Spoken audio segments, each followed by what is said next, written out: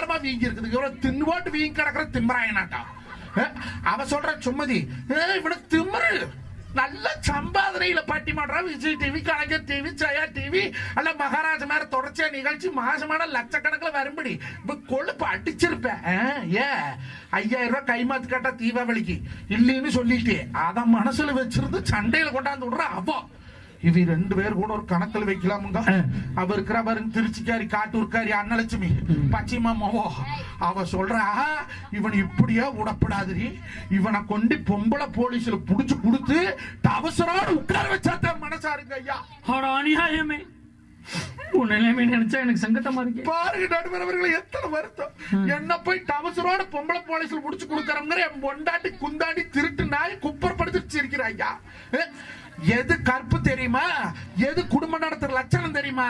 கட்டட வருஷம் குடிச்சு போட்டு வந்து ஓங்கி ஒரு அடி அடிச்சா கூட பெத்த தாய் தாப்பே புருஷனை அடிச்சானா அவ எங்க அடிச்சாங்கோ அல்ல கொசு அடிச்சது விரட்டினாங்கன்னு சொல்லி எந்த குடும்பத்துல புருஷனை விட்டு கொடுக்காது இருக்கிறாளோ அந்த குடும்பத்துல தாங்க நடுவர்களை சந்தோஷம் வரி. இன்னைக்கு பெத்த தாய் தாப்ப கிட்ட கூட குடும்பத்தில் நடக்கிற விஷயத்த சொல்லக்கூடாது.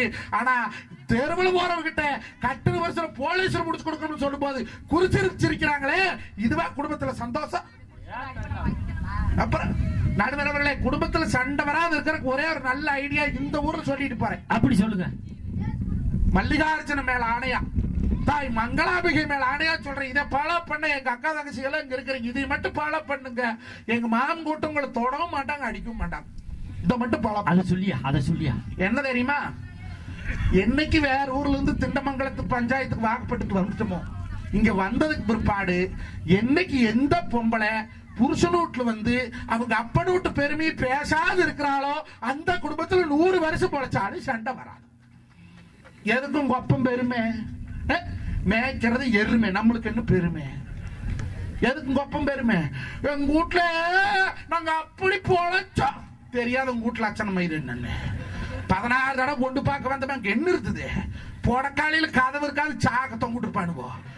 மாப்பிள்ளை கண்டாத்த பக்கத்தோடு காப்பி தூள் வாங்க கோடுவோம் மாமியாயா. உட்கார பாய் இருக்காது, கோடி சாக்கு போட்டு கோர வைப்பாங்க.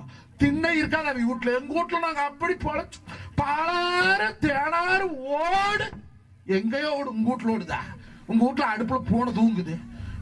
அப்படி பொழைச்சோம். இங்க அப்பன் நடந்தா ராஜ நட. அப்பன் எப்படி நடப்பேன் தெரியுமா? எப்படி?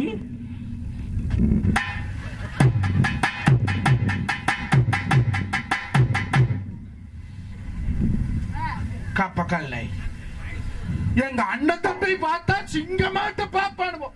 அவன் எப்படி பாப்பான் தெரியுமா? ஆட்டுக்குட்டி முட்டை இட்டு கோழி குட்டி வந்ததுன்னு ஆனை குஞ்சு சொல்ல கேட்டு பூனை குஞ்சு சொன்னது கரையில சாமி காணுது.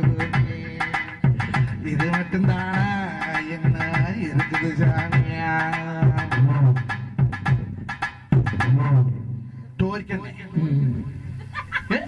எதுக்குன்ற பெருமை?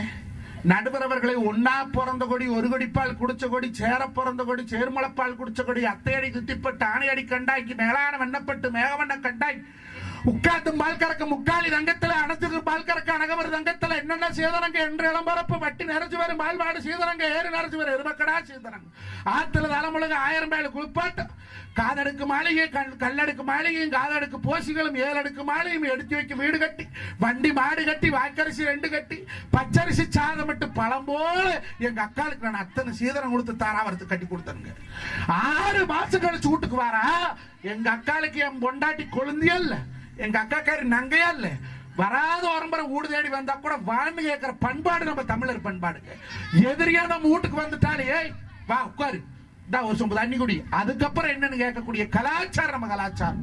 எங்க அக்கா 5:45 மொத வண்டி திருப்பூர்ல இருந்து வருதுங்க, இவ 5:15 இப்படி போச்சுக்கிறாளுங்க. என்ன பிள்ளைன்னா எனக்கு ஆனா குது குது குது குதுன்னு வருதுங்க. என்னடா இப்படி ஒரு நோவு இருக்குதா தமிழ்நாட்டுல? நம்மளுக்கு தெரிஞ்சு காய்ச்சல், தலைவலி, இடுப்பு வலி, கைகள் வலி, முழங்கால் வலி, இப்ப கூட கொரோனாங்கிறான் கண்ணுக்கு தெரியாது கிருமி.